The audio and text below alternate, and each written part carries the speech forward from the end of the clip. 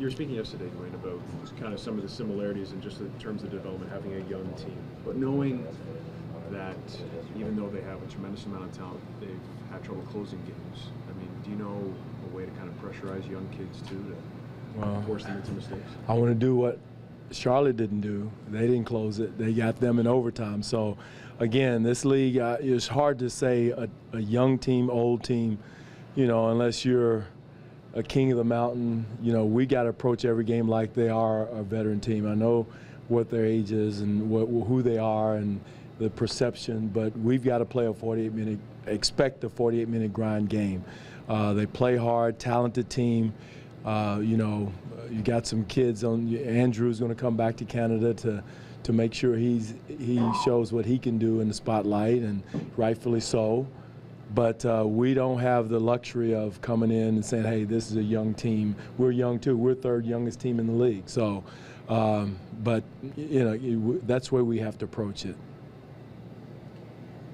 Michael said he asked Towns how he guarded himself. Mm-hmm. With all these guys like Porzingis, Anthony Davis, do you all see that as like an outgrowth of KG kind of that sort of thing? Like all these guys coming now. You talking like about Towns and Porzingis? Yeah, they're different animal. They're a different animal, and I mentioned yesterday the new fives.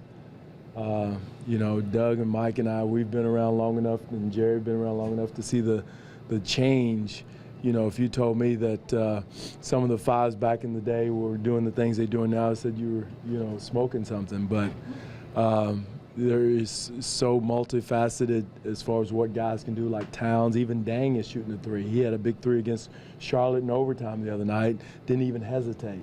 So, and again, I said this earlier in the season, at some point, JV and Lucas are going to be able to shoot the ball like that, and I'm encouraging them to work on it in the summer and make sure they're ready to step in and do it. So the game is changing so much that now defensively your centers have to be out and guard perimeter fives, so to speak. So that's the way the game is going. It's the, you know, again, size is still important, and still that's why JV and Lucas are very valuable, and Jakob are valuable to us. But, you know, the perimeter fives are really changing the game, so to speak. Towns, a lot of those guys who, you know, sometimes their post game gets neglected because they're working on everything else. But Right. Towns looks like he can. He's got a nice post game. There's no question. He can take you down, spin moves, footwork in the post. They've done a good job in Minnesota of working with those kids.